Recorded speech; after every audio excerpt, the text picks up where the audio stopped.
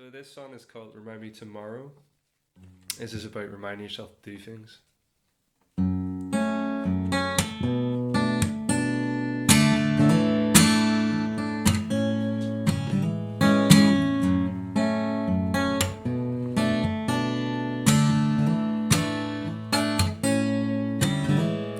Remind me tomorrow to never forget my past. Remind me tomorrow I wasn't built to last.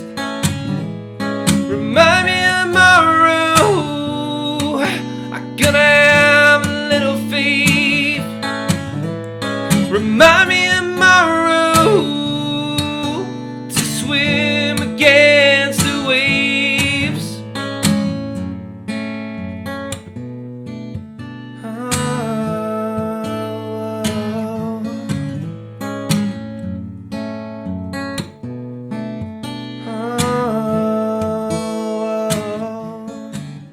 First off, cold beer. Yes, man. So I would say, do we drink on a good podcast and Yeah. a good talk? Good podcast, good talk, and Good. good luck. Yeah, cheers, man. Thank you. And then I only can say welcome everybody to the 18th episode of Lazy Lama Podcast. Today in English, because we have a native English speaker as my guest today. So English is mandatory. I welcome to the podcast Luke Watterson. Thank you for having me. Yeah, thank you for much. having me. We're in your lovely place today. Yes, it's cozy. And it's pretty cozy. Yeah. And yeah, Luke, we will start with one of the biggest questions I can Okay. always ask. Who are you? Okay, my name is Luke. Full name Luke Michael Matthew Watterson is my full name. Oh, okay. I'll blame my mother for that. Matthew is a nice name, come on. Yeah, it's so long. I think they can make their mind up, so they went, here, have them all. So I'm from a small town in County Down, right in the north of Ireland, near Belfast. It's a wee town called Newtownards.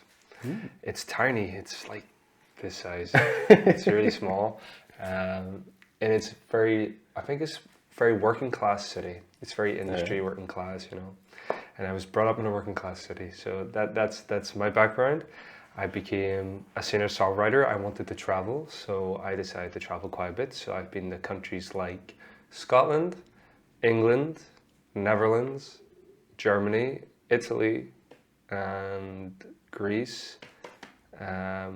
Just traveling and coming up with ideas and inspire myself to play more. Yes, yeah. So that's the interesting part from your perspective. Damn, it's not as easy for me as I thought. Of course, yeah, of course. Yeah. No, but yeah, I would like to know, because you said you travel a lot, you Yeah. travel to many countries. How did you end up in Leipzig? Leipzig was a decision me and my partner decided to do. We wanted to find somewhere where we can do our art, but also have a place to settle down and work on our art in one place instead of traveling. Because as an artist, I think it's important to travel a lot, to come up with more ideas, meet more people, have a better, broader perspective. We heard about Leipzig from a few friends, and we heard it was like the new Berlin, like for creative arts. Oh, that's a sentence you shouldn't use around Leipzig and No? people, because nobody likes to hear this. We are the new Berlin. Nobody likes that. Well, I'm a new guy, so I didn't know. Well, I'll never say that again. Leipzig is better. My experience at Leipzig is I heard about the art scene here, and I heard it was very original and more creative than some countries around Europe, and I really wanted to check it out. So me and Alona came together and we went to check this place, and we just fell in love with it. We checked the bars, the scenes, we went to Spinnerai, we went to the center, I went to open mics. I met a lot of different artists who are creative and wanted to play their own stuff, more than originals actually, or more than covers, sorry. I hear a lot more original music than Yeah, it's quite interesting, right? Because people are less afraid of just doing covers and more open to try their own stuff. Yeah, whereas countries I've been into, it's more covers. You know, bars want to hear covers. Where here, when I came, it was a lot of people just writing their own song and playing. And I wasn't used to that straight away. So a couple of gigs I had, I went to and I played covers because I thought that's what they wanted. And they were like, "Did you play covers?" And I was like, "Yeah, if I play some covers, I thought that's maybe what you wanted." And they're like, no, you can play whatever you want. Play original stuff. Play original stuff. You know? And I say, "Oh, really? I'm in the right city." Because it's exactly why I came. Because I wanted to work more on my own material and be more creative and find new ideas to write. And Leipzig had that for me. Yeah. It's a perfect opportunity city for creating. Yeah, and I meet so many artists here. So many artists around the world come just to Leipzig, which I find incredible as well. You know, and some countries I've been to, not many people go to be creative, but here a lot of people just come just to, because they hear about it all around the world and they just want to try it out, just to see, you know. And I think my curiosity got me wanting to check it out, so that's why. Perfect. Glad you're here. Yeah, it's great. It's great. So let's get a bit into your music, because how did you get into playing music? You were a guitarist? Yeah, I started off as a guitarist. It was a hobby at the start. My mother got me lessons, I think 5 lessons. It was an offer, and it was with this blues guitarist in my local town. And how old were you back then? I think I was 15 when I first played guitar. I started very late, I think. That's actually pretty late. Yeah, a lot of kids start when they're like 5 or 6. For me, I got my first guitar at 16, so and I never picked it up. I think around the same time I got my own guitar. I think I was about 15, 16 as well. But for me, I was really into rock. I liked AC/DC, I liked Thin Lizzy. I liked Nirvana. I heard it a lot from my mother. She used to play a lot of Nirvana music. Oh, nice. Best choice. Yeah, my mother, greatest, Nina Simone. I used to hear that a lot. So I just had this in my head that I thought I'd give it a shot because I really loved guitar at the time. I just liked rock stars, and Angus Young was one of them. I really loved, and I liked this guy who's a local musician from Belfast called Gary Moore. And he did a song called Persian Walkways, and when I heard that, it blew me away. And I didn't realize how much of a big influence he had, not just in my town, but throughout the world with his music. And when I heard that, I just wanted to learn and be as badass as that, you know. So that's what got me started into music. But I didn't start singing properly till I was, I think, 21, 22. So the first years it was just you and the guitar? Just me and the guitar. I was just in a band playing riffs and come up with melodies. And then I took this singing more serious when I studied music. Okay. But it took me more time to be confident enough to sing and take it serious when I was about 21, 22, I think. Yeah. But when you say studied music, did you actually study music on a university level or something like that? Or? I wasn't university, it was like college, and I did 7 years, and I came out with a higher national diploma, which is basically university standard. Yeah. And it was in performance and in production, and I did 7 years studying. Yeah, 7 Wow. years. Yeah, a long time. So you're like really professional in this kind of branch. I think performance-wise, a lot more. When it comes to recording, I know stuff, but so much technology keeps coming every year, and I can't keep up with it. Yeah, we can. And the best way is to study and to hear about Pro Tools or Cubase or whatever you use now. Yeah. So when I walk into a studio, I kind of like know stuff and know how to set up. You can name the whole setups and something like that. But then someone comes in and goes, "Oh, there's this new thing and there's new that." And I'm like, "What is this? A Gleeb Glob or a Yip Yap or what is these things?" It's a plumbus, obviously. Plumbus, yeah. So I'm like stuck here, like wondering what all this new stuff is, and I'm like, "Oh, okay, you know." But for me, it took me a long time to get confident singing and confident at playing. I didn't perform in front of anybody for a while until I tried a few bars in my local town. Yeah. For example, what it's a perfect segue to that. I found a video of you from 2011. a young Luke, in the Ivy Bar it was. Yeah, it was in the Ivy Bar. It was a local bar in my town, and there's a lovely man, and he won't mind his name being mentioned. He's called Marty Coney, and he's a lovely man. He works at the bar, and he heard me play, and he thought, you're a local musician. We want to get local artists in. Why don't you play a couple of your songs or some covers or whatever? So I played a song I wrote, and it's one of the first songs I ever wrote, called She Made My Day. And it was about a friend of mine who I'm still good friends with when I see her. And I was going through a rough patch like we do as a teenager. Something comes up. So you were into her, but she not really into you? Actually she was, funny enough, but we tried to, but I don't know. I think the older we got, the more we realized that it wasn't compatible. Yeah, and I think she knew it ahead of me. And now when I see it, she was right. We're good friends, but not compatible. Yeah, but that's also good, right? Yeah, but the thing is, it's still quite relevant. She made me day because it's quite a I don't know what the word. She's quite friendly, and she's quite open, and she's still kind, and we're still good friends in that way, and she's very understanding. Yeah. And I think we can relate on a lot of levels with life experiences, and as you do over time, yeah. Every time we meet, we click, so it's always good fun, when we meet up and catch up and see how we're both doing, Okay. Yeah. That is a nice little story for this little song. Smooth chain lips, fresh cream coffee in my hand to wake me up again, to wake me up again. Along a Donegal beach, sand dancing around my feet. Oh, it made me feel complete. So I put the record on repeat, saying no worries, no worries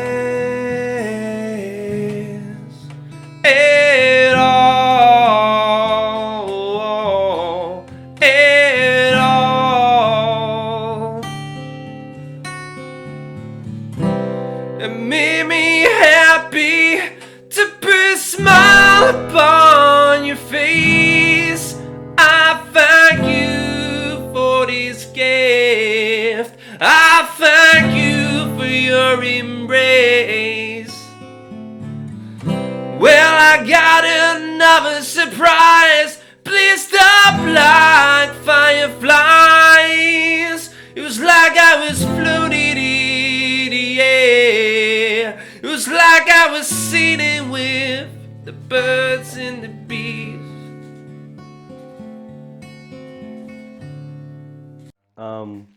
Okay, but let's get back into the newer stuff, into the music biz. So you started playing with 16?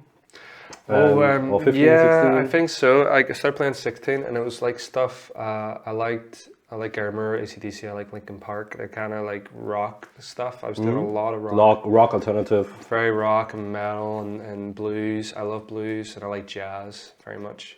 Awful at jazz though. Okay. I'm okay at jazz, but I loved the singers. I love singers in jazz. Okay.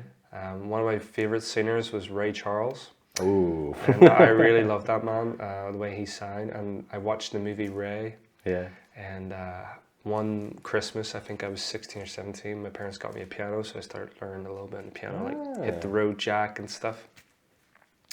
And then I love Nina Simone for jazz and Etta James.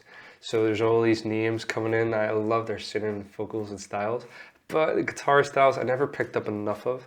I did eventually, and more now, but at the time I was more into the singing influence of it, which I think led me to more where I get my voice and where I went with it when I was about 21. Yeah. Okay. Yeah. There's so many different influences on your so side. Yeah, like I was obsessed with Nirvana for songwriting.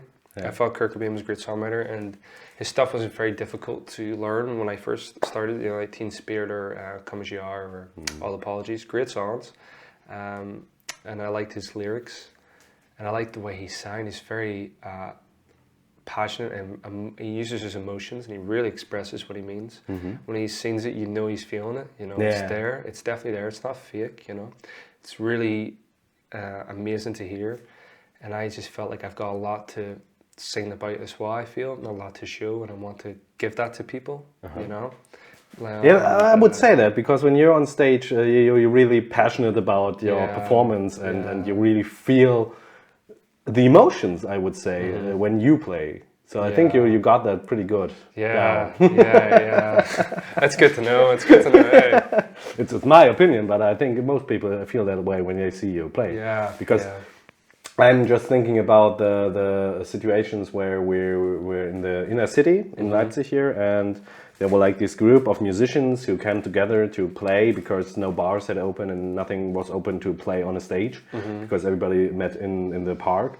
And I remember you a couple of times came there and were like, so mostly you seemed shy at first, because you was like, oh, there's so many other people and I don't want to break into the situation or anything. And then everybody was encouraging you to play, and then you played and everybody was like blown away, and I'm like, wow, who's that guy? He's amazing. Well, I'm from the sides. I can just report what I witnessed those times, and it's funny because every time people, I think most musicians and most stage performers and everything don't realize how you really affect. What is your effect on other people, you know? Yeah, that's the main thing I concentrate on. I think for me, when I first listened to an artist like Jeff Buckley or Kurt Cobain or Freddie Mercury even actually, when they sang, it wasn't just professional, it was passionate. It was for the people as well, and that was always my dream, was to make an album or release songs that people can feel comfortable and relate to. Like, you know, if you have a bad day at work or you have a tough day in general and you want to go home and listen to some music, maybe you could turn some music on that you like, that makes you feel good. It makes you feel a bit more relaxed, you know, and relatable. And relatable, exactly. Right? And I want to do the same with my music. I haven't released an album, and there's a reason why. Yet. I will, but it's because I want to pick songs and I'm very critical about my songwriting, so I want to work on different types of songs, different genres, and put them all into one album, and have it that people can listen to it and feel better about themselves. And I want people to feel good, you know, and be like a doctor in a way. Okay. So it's like a healer, you know. I want people like a therapist, musical therapist. I'm not saying I'll ever be a doctor, by the way. I'm not saying that, but I just like people to feel good about themselves too, and that's my plan with these songs. So, through your music. That's, my music. Nice. My experience, my struggles, my life, and realizing that everybody's very similar in a certain way. Like any country I've traveled to, everyone's very similar. Like when it comes to working class, it's all people. Music class, everyone's the same. Yeah, everyone's got the same emotions and stuff. I think people forget that. You know, when the people who haven't traveled enough, I think need to. I think it's important. Especially those who are like in their little habitat over years and centuries and don't get to see the world, are so narrow-minded. Yeah, I think so. I think it's one of those things. I think it really broadens your mind. You know, I came from a small town, and when I started traveling, I met different people around the world. We realized we're all very similar, and we all want to, musician-wise anyway, we all want to kind of help and be creative and give something back and make people feel good. You know, I really want to make people feel good in any situation. if they're angry, they want to listen to an angry song, or a happy song, they want to listen to happy, or sad, they want to listen to We want to trigger an emotion. Yeah, And when you have like the perfect song for it, it's so much better to get into the mood you want to be. Of course, yeah. Like a little bit like drugs, I would say. I think music's very similar in a way. Yeah, it Yeah. does definitely enhances something that makes you feel good. Yeah, Exactly, Yeah, yeah. I think so. Yeah, But in a good way. of course. Yeah, in a good way. In a good way. Yeah. Okay. Next question would be, what is your ritual before a gig? Do you have anything that you do right before you get on stage? Or It's anything funny. like I was when I go on stage. Before I go on, I'm most of the time when I go on stage, when I play about the first song, I feel a wee bit nervous. Mm-hmm. But when I play a song that's a cover or an original, I think about that song, and I think about what the audience is going to know about it before I play it, and what I'm trying to get across. It's kind of like Martin Luther King when he does a speech. He's trying to get his word across, and when he does, people understand what it's about and how they can relate and feel good or whatever. It may be a bad turn and use him because obviously he was fighting for something else, So sorry. No, but the feeling of getting your point across especially in music, it's like this stairway. But I think about everything before I go on stage. I think about how far I've came, like from when I started as this little guy on a guitar, this cheap electric guitar, in a cold room with his guitar teacher because it was very run down area, to traveling and end up on stage where people applaud you. I've had all types, and I think you think about all those experiences you've had, good and bad, and every time I go on stage, I think it all just rushes back, all the good, all the bad, all the ugly, all the nice stuff, and you think about everything you've gained, all experience, and what's it worth. And before you go on stage, I always think about you've done this for a long time, and you're going to give it your all, like it's your last night. Think about it yeah. So I always try to make it like it's my last time ever performing, and I want to make sure I leave it on that stage for everybody to enjoy, because someone might not ever get that again. So I think that's important. Well, eventually, one of these days, it will be your last time. No. Hopefully, in like 80 years or so. Hopefully. I'm 82, and I can't. But that's an interesting approach, I think, because it's really. I really feel that when you're on stage, because it's like he brings it all. He gets it all in. He's like this powerhouse of a musician who just want to get it out there, and then people should listen and should enjoy it. Yeah. And I think that's pretty on point at your performances. Thank you. But you already mentioned it, because I want to hear now about your best and your worst experiences you made. But because you're also a street musician, so it can be on stage, can be on the streets. What are your impactful experiences? I try to think. I can definitely do worst and best. It would take me time, but I also have got a funny story that happened as well. Go for it. So let's talk about the worst. My worst performance was my first ever performance. Okay. Singing, no guitar, just singing.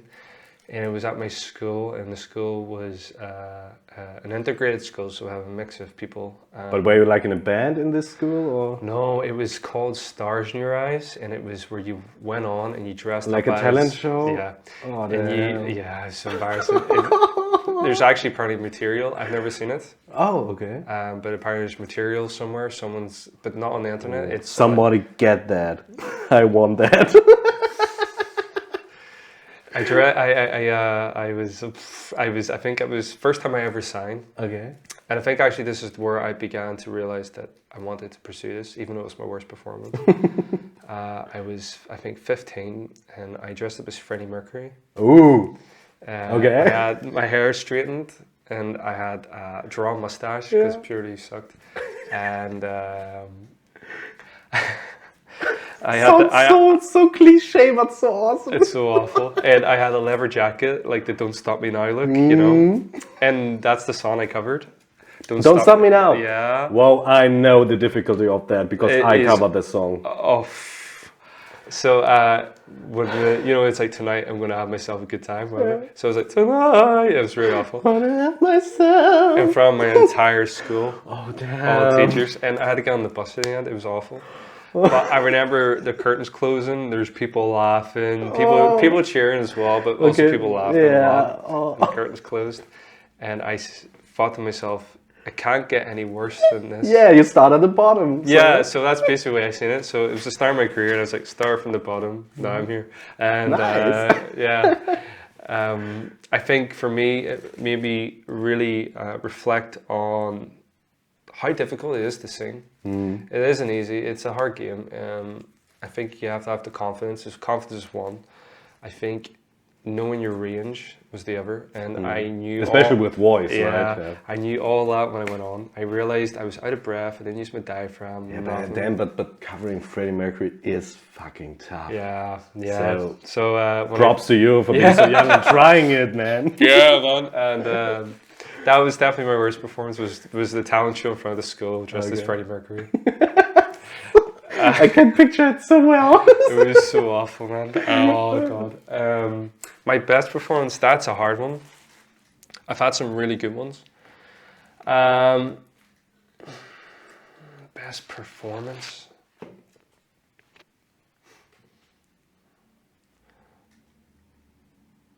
I think one of my best performances actually was, it was Here, I think. In Leipzig? Yeah, one of them personally I liked was, I don't know if it's my best, but it's one I definitely remember because so many people were involved. But it was Tonelli's, and actually you were there, and people were doing the Radio Gaga, the clap. Funny enough, another Freddie Mercury song, and people were doing "All We Hear Is Radio Gaga." So people were doing that, and I really liked that, and it really got people in.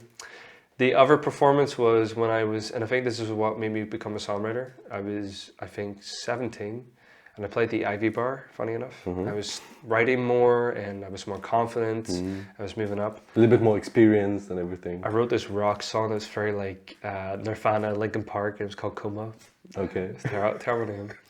And like the typical 16 years old emo alternative kitty. But it was the first time ever I had some people sing back my lyrics. Oh. I never had that before ever, and people were singing my own song back to me, and I wasn't singing at all. And I was just like, "Fuck!" You've got the crowd. That's the impact, right? That's heaven. That's absolute heaven. Yeah. And for me, that was like, I need to buckle down and really work on songwriting.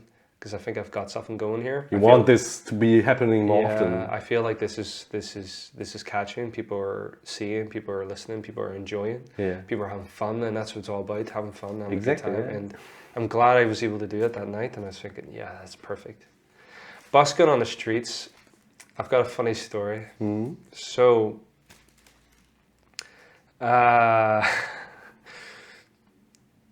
okay. First of all, performing on street is tough. Performing on street was fine. It wasn't bad. It wasn't a bad performance. It was really good. I was doing all these covers and playing all these songs. And there was a crowd of people, and it was in Scotland. Okay. I was at the Royal Mile in Scotland near the castle. And I was playing near this church, and I was playing in the centre. And I was playing like Somewhere Only We Know by King, and like Hit the Road Jack, and like the classic Uptown Funk sing-along songs, yeah. And then I played some of my own stuff too, but all these people started coming over and taking pictures with me. Okay. And like dancing and singing and cheering, and then people trying to talk to me after the performances, and then want me to play more. And I say, okay, so I started playing Gangster's Paradise and stuff, you know, Ooh, and nice. people were really enjoying it, you know. And then this lady came up to me and goes, "Is it true? Are you the guy from The Hobbit?" I was like, oh. I was just like, the guy from The Hobbit. I forgot the actor's name. But, he played Pippin. Okay. He was a Scots guy. He's a Scotsman, and he usually apparently goes locally around Scotland. And everybody thought you were him. Damn. It was pretty funny though. You don't look like Elijah Wood. So no, nothing like that at all. No. It was Pippin apparently, this guy with the curly hair and stuff. Yeah. And, now that you say it, I see it a little bit. So it was really surprising, but also very funny. I really liked it. I didn't mind too much. I made quite a bit of money. It helped me a lot for food and all, so it was pretty good. Yeah. Not as bad to be mistaken for a celebrity. For a celebrity, right? Oh, nice. Okay.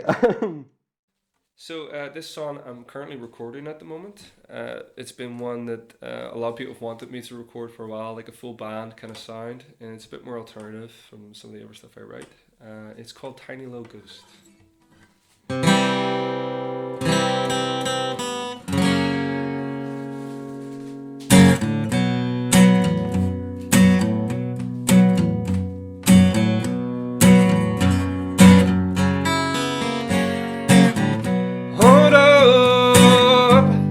Something to say to you. Don't say it enough, but no matter what, I love you, still love you. Sitting telling lies on this broken chair. I don't mean to, it's because I care. I hear you whisper softly throughout the corridor. Drips on the floor, talking to a ghost. What do you want from me? Tiny little ghost, why are you haunting me? A bottle full of potion helps my medicine go down.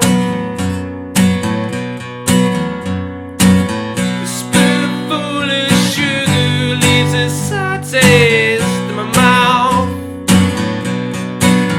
Come, I'll show you all my secrets. Follow my recipe.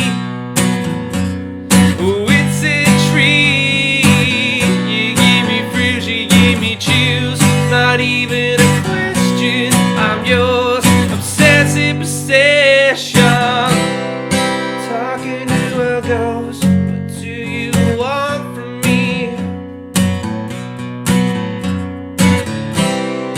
Tiny little ghost, why are you haunting me?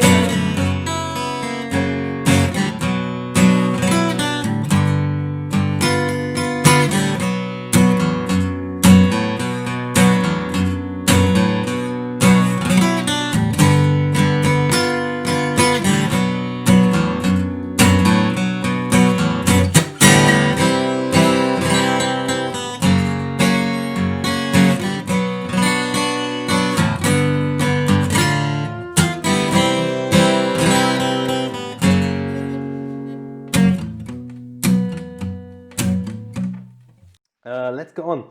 How does a normal day in your life look? How do you?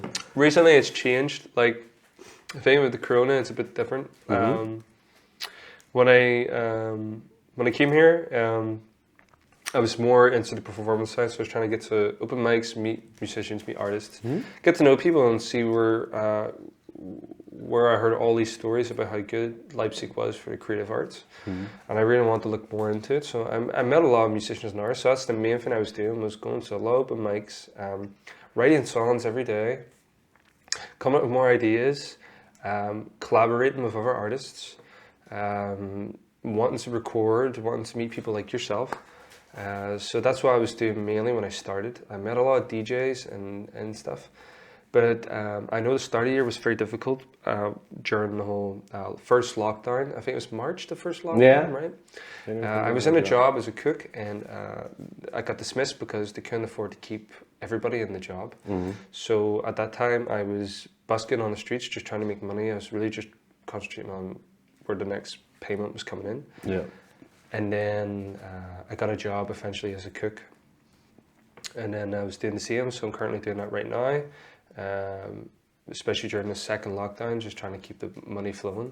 But before that, my main profession was working, but also writing and booking gigs, and I actually planned a whole tour around Europe during the summer. For 2020? Yeah. Okay. And I was meant to play in Austria, Poland, Belgium, France, Netherlands, and Damn. I had all these gigs booked. Wow.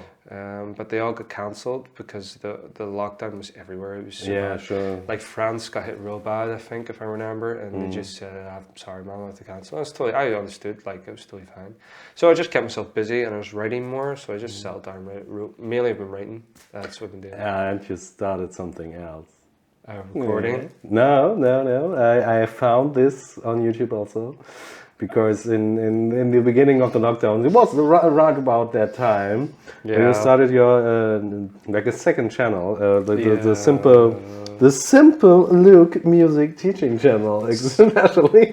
I have a teaching channel, and it's called Simple Luke's music channel. Yeah. And I got it from, funny enough, Rick and Morty. You know the Simple Ricks? Ah, that's why Simple Luke. So I was like, Simple Ricks, Simple Lukes. I thought it was quite a fun name, and makes a lot of jokes with my friends, because Simple Luke. Simple Luke's music channel came along. I didn't get that reference, because I'm a big Rick and Morty fan, but it's I didn't get silly, yeah. Plus, I wanted to make the music lessons simple. And it's quite good, I would say, because check it out. It's quite nicely done. Not too big of a thing, but a little small lessons for people who like to try and like to learn. Yeah, like it's like very beginner start stuff. So it's got a mix of things like notation, guitar lessons, chords, melodies, etc. And I just wanted to teach and bring something back. So I used to teach before. I had a few students before the lockdown as well. Oh, okay. They're young students as well. And then during the lockdown, the parents were afraid of the whole thing, so I traveled to them. It was like more private lessons, and I had to do a whole police check and all that regular stuff, and show like my HND. Funny enough, that I can teach. You know? Oh, okay. Yeah, because HND performance, you can. You need that? I don't know if you need it. Well, it's more to be professional. More professional, yeah. Okay. So it's more they say that I know what I'm doing, basically. Yeah. You know, I'm not just some guy. And especially in Germany, you need some fucking piece of paper to show what you can do. That's the whole. I think it's fair. Like, I mean, if you were just some homeless guy with a police check, it wouldn't match with it.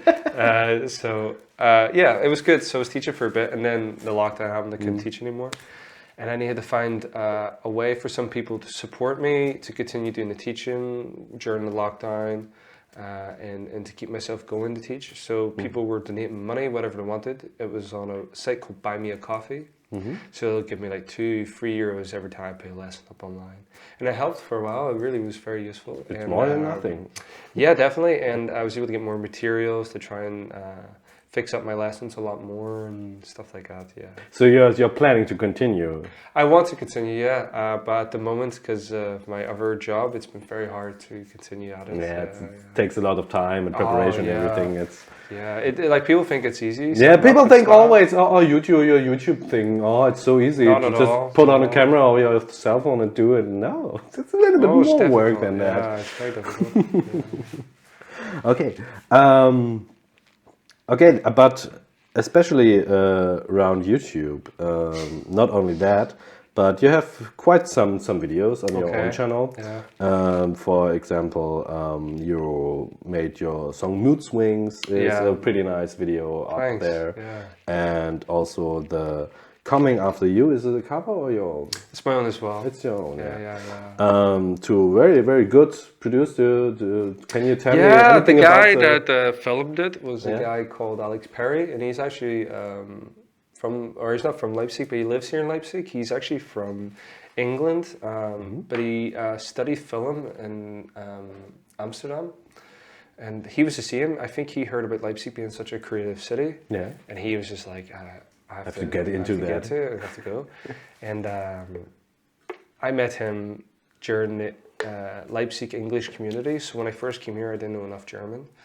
So I wanted to meet people who can maybe help me and get to know people, make friends, etc. So I met Alex for that, and he told me about his filming. So I came up with the idea. I thought, I'm a songwriter, and he heard me play, and he was just like, I really like your stuff. I was like, do you want to do a film, record somewhere? And he said, yeah, sure. So we booked a couple of dates, and we did Spinneray. We filmed in there because the refurb was lovely, and I said about maybe doing 2 or 3 songs. Originally, it was meant to be 3 songs. Oh, okay. The third song was meant to be, I think it was called "Living in a Nightmare," and it's about sleep paralysis. But I never. It's kind of intense thing. It's kind of about dreaming, but it's kind of like Halloweeny kind of as well. Yeah. It's quite fun. It's not too heavy. It's not that heavy. Okay. It's more like I don't know, fun, spooky. Yeah, a couple of years ago, I read something about sleep paralyzing and had sleep paralysis. I've had it, and it's terrifying. Yeah, really. You had it, or that? I used to. I'm terrified of getting it. So you get it. Well, how I got it was from lack of sleep. Like I used to do really early shifts at work, and somehow at night I could never just because I knew I had to be up early, so I couldn't focus sleeping. I was thinking, oh, what if I sleep in? What if I'm late for work? And that used to happen a lot, so I would get like 4 hours sleep. But the way I got it was I would come home from work, maybe 3 o'clock, 4 o'clock, and I'd be like, maybe I'll go for a 1 hour nap. So I would sleep for an hour, and then the paralysis happens. It's during the day I get it when I sleep. If I sleep during the day and I'm tired, it's really weird. One time I slept like this, and I didn't mean to. I just accidentally fell asleep like that. And my arms went numb. I remember feeling my arms numb when I woke up, but I could see the entire room. Okay. Even though I was asleep and my head was down. Yeah. And I started floating in the air, and I was spinning around and around, and then somehow I threw myself against the wall. And then I woke up and I was still lying in the bed, and my arms were completely numb and I couldn't move my arms. Sorry, I was terrible. I was the worst. Yeah. Damn, dude. But that's just, I think, lack of sleep. So it's my own stupidity. I should plan that better. It's a problem most people got. I think is at some time in your life you're stressful and you don't get enough sleep. That's sadly often the case. Yeah, with the music video thing, like it was filmed with Alex Perry. He's a fantastic film director and really good with sound as well. Incredible sound. Yeah. He doesn't do it that often, he says, but wow, he's very. Yeah, good. I thought it was quite nice. Yeah, really nice but guy. You're also a director and a writer. Because you made this video about Isn't Life Strange? Yeah, this one took me almost 2 years to finish. Yeah, 2 years, just because I filmed it with a good friend of mine called Reisen, and he helped me come up with ideas, how to do shots in certain streets. He's never done directing or filming before, either did I. It was my first time really using a camera and trying it out, but I also wanted to make it very raw looking. I didn't want it to make it look very professional. I don't want to make it look too professional. I wanted to make it very like Rocky, the first Rocky movie, very raw, very down to earth. Doesn't have to be squeaky clean to be a good movie. Yeah, sure, no. So I want to get this story about people who were homeless, and when I busked a lot in Scotland, there was a fair bit of homeless in this one street where I used to busk. So I played a guitar, and I would play there, and I realized it bothered the homeless. Like, I understand why, because the money was coming to me and not to them. So that wasn't my intentions at all. So what I did was, with the money I made, I just gave it to them, because I didn't need it. I just wanted to play. Okay. I didn't care about money. I just wanted to play my music and make people feel good. So they started noticing that. So then I got their respects to play there and give them money anytime I was there. So during the winter and stuff, I would do the same. But this street I filmed in as well, and I got a good friend of mine. She's also a very talented musician called Sarah Thompson. She's now living, I think, more north of Scotland in Inverness. She's still into music and everything? Yeah, she's a really talented songwriter. Because I thought in the video that she must be playing also, because it wasn't just acting in the No, I think she was playing her own stuff as well. If I remember, it was a song she was working on, I think, or a cover. I'm not sure, but I think it was her own. But yeah, she's super talented, and she never acted before, and I asked her, I was like, would you like to be in the movie? I always wanted a girl, like as the main character for this. I'm not a guy, and that's Especially not yourself as the main character, maybe. No, not at all. I was just like a cameo, but like 2 little scenes where you actually show up. End, yeah. Especially without a beard. That was weird to see. You without a beard is so weird. I forgot about that. Yeah. Yeah, You're like freshly shaved and everything. Oh man, you look like 5 years younger. Oh, it's scary. I still do, man. If I shave, I look way too young. For me too, I look like 16 when I shaved this off. Oh man, it's awful, man. So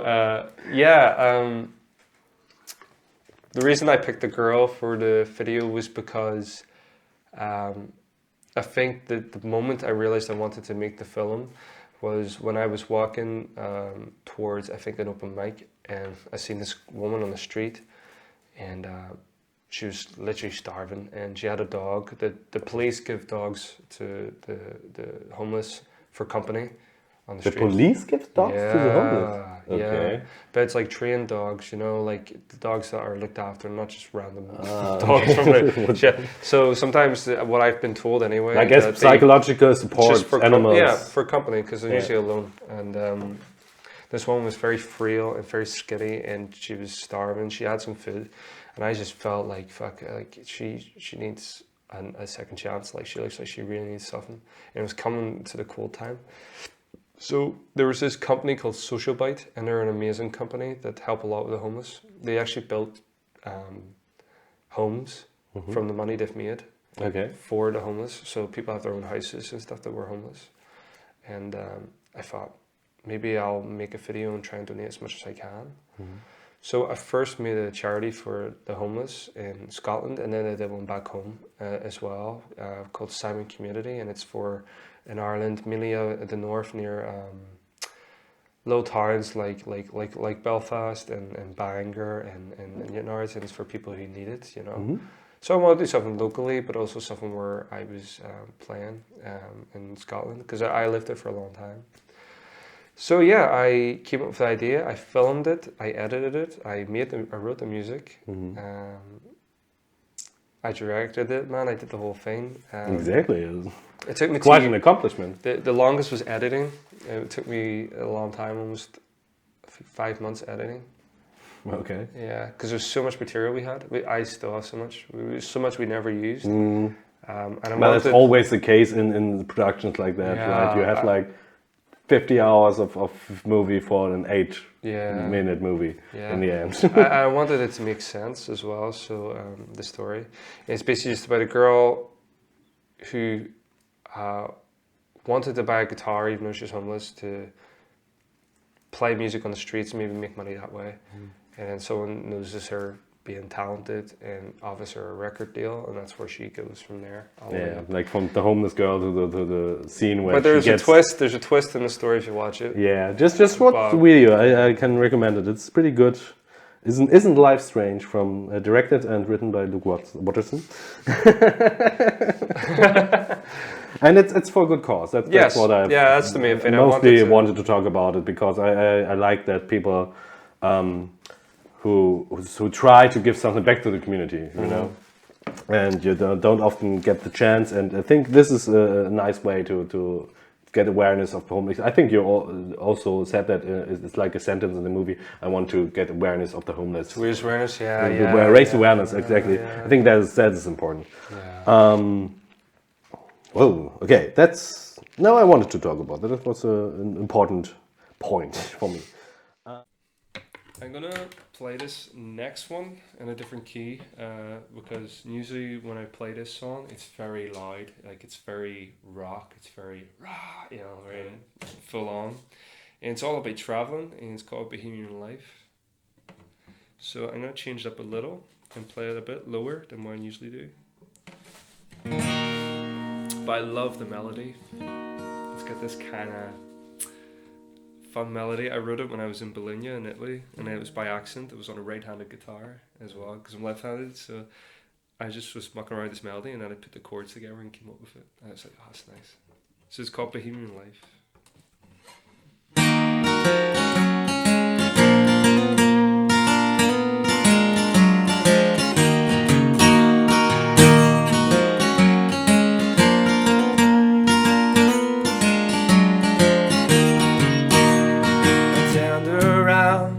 towns and cities, calling your bluff, mad Russian roulette. I wander around, put a lost and found, spending all my euros and my Irish pounds. So I dance nose, drown in alcohol, living my Bohemian life. My heart's on fire, but no decide whoever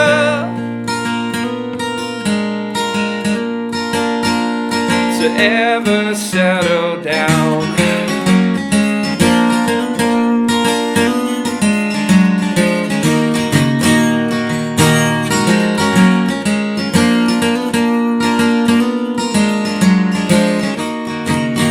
Well, I'm very pleased to meet ya, Mister. Why won't you tell me your name? All suits in black, well, they call me Jack. I ain't gonna change, there's no going back. So I dance nose, drown in alcohol, living my Bohemian life. My heart's on fire, no decide whoever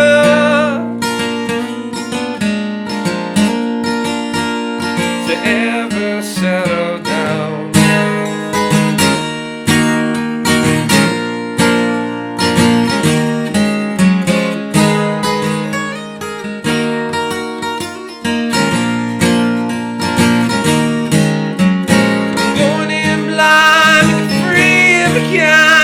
Chance and roll the dice. My heart's on fire, but no decide whoever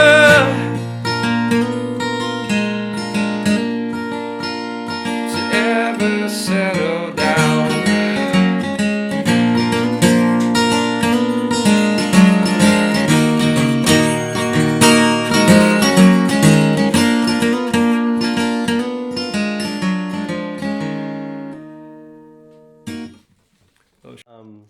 What else? What else? Oh yeah, exactly. You also have two more songs. One is Feel the Sunshine and one is No One Knows. That's a cover. And those two videos came out in 2018 on the Roadie TV channel. What is Roadie TV and how did you come?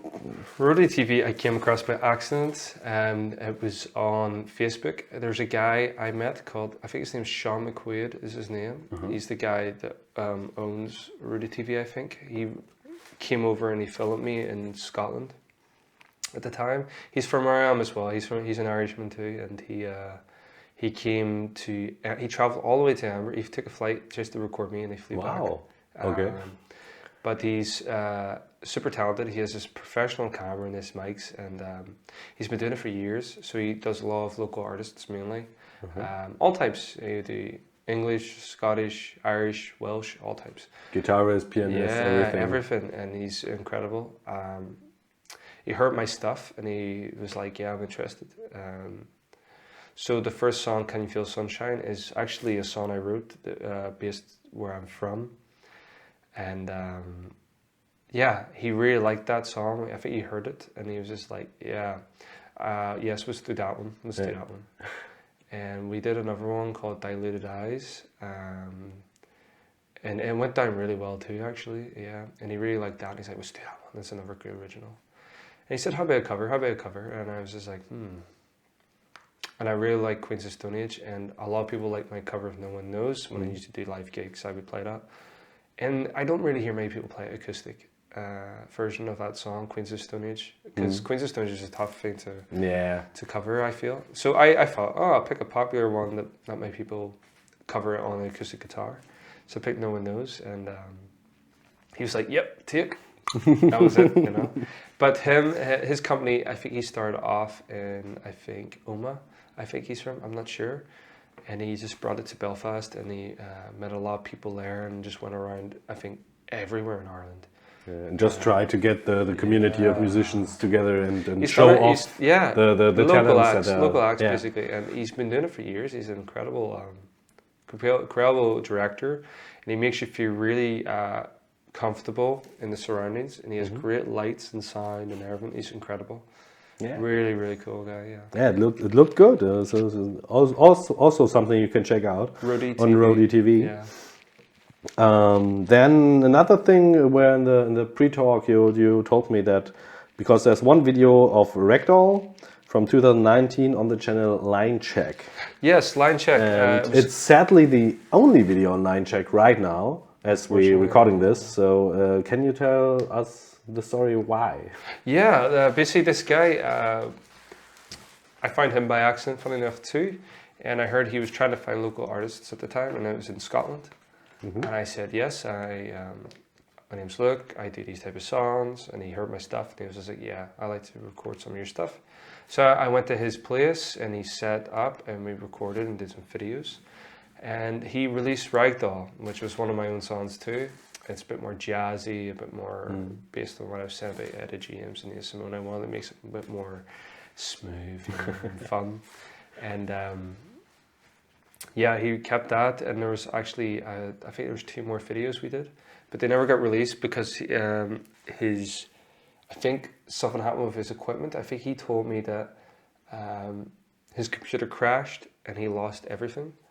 And like not only your stuff, not but only mine. I think there's other artists, because I remember he mentioned he had other artists' work as well. Yeah. And I did see some of the artists' work, so I know that he did have other artists' work, but unfortunately he lost everything. I think he's been trying to recover ever since, unfortunately, because of it. But he still has the company going. He just, I think, needs to... and I think with the corona as well, the lockdown, it's always a problem. I think trying to get people now is impossible for him. So I think he's still planning to bring more stuff out, but because of everything that went wrong with his stuff, unfortunately. Well, hopefully he will get back up to this. Because, he's a really good guy, really talented recording producer as well. Yeah, really cool. Yeah, Luke, we are almost at the finish of our interview. One of the last questions is, what is your next step in life? What is your next project or plans? Do you try to record like anything in particular, like an album or anything like that? Can look out for anything? My biggest plan since I was probably starting to sing when I was 21 was to make an album. I did try to make an album in Scotland a while ago with this nice guy, but the songs, the music didn't come out the way I wanted them to. Okay. And I already spent the money on recording, so I had no money after that. But for me, it was a good experience because it made me realize that this isn't the sound I want, but now I do know what I want.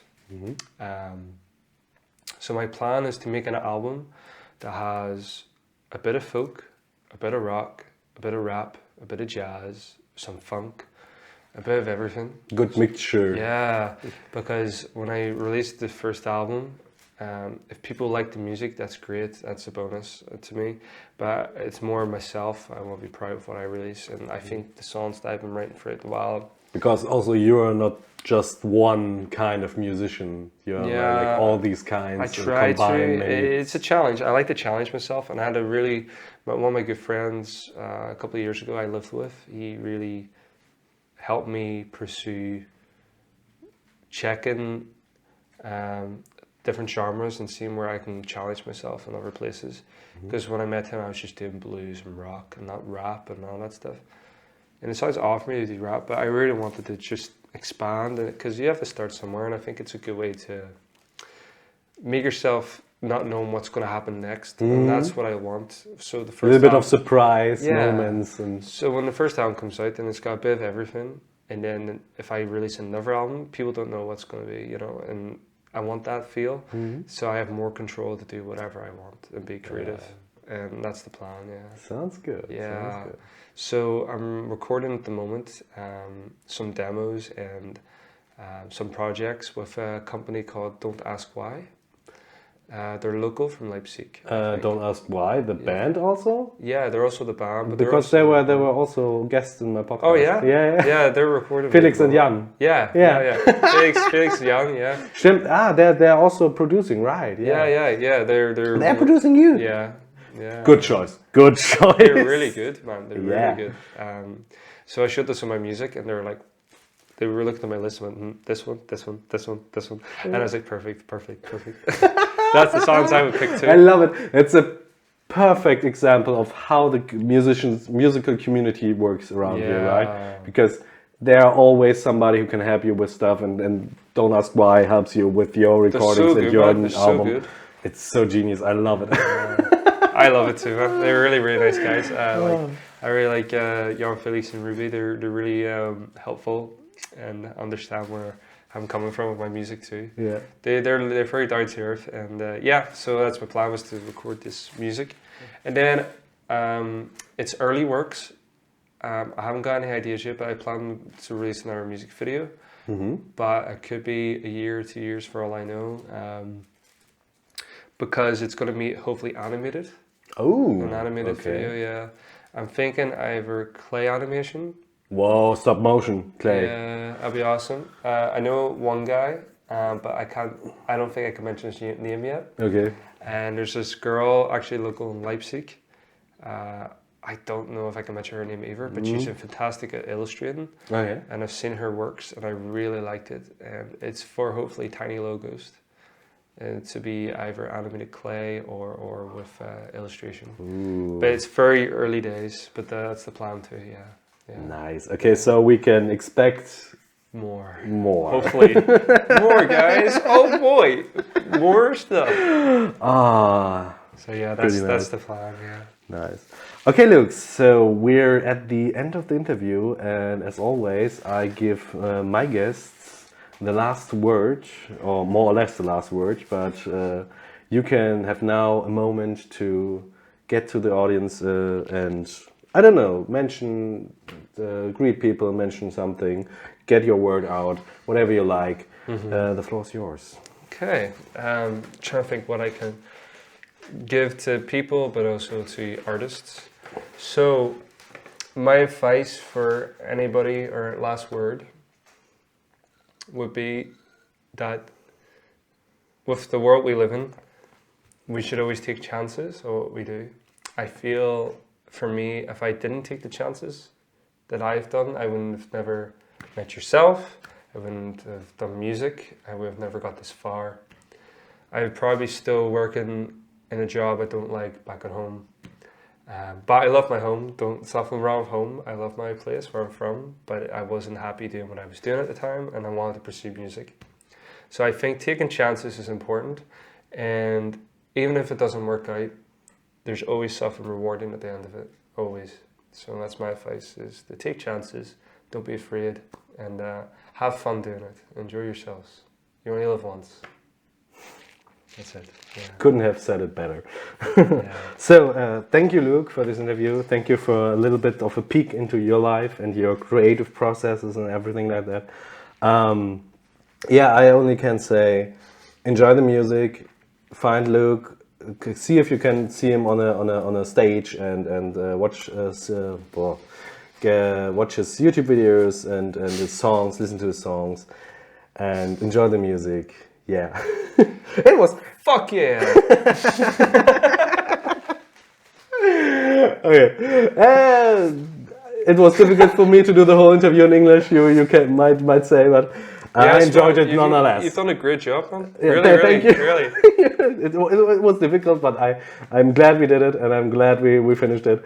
So enjoy the music, and we see us next time again in German, I would say. Dankeschön. Auf Wiedersehen. Auf Wiedersehen.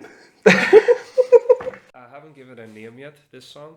It's based, for me, in a small town of County Down, where I'm from. And the style is based around Rory Gallagher. I listen to him quite a lot, and I watched a few of his interviews, and I really liked his guitar work on the acoustic guitar, and kind of wanted to do something that reminds me of home, and reminds me of that rawness that I have when I play.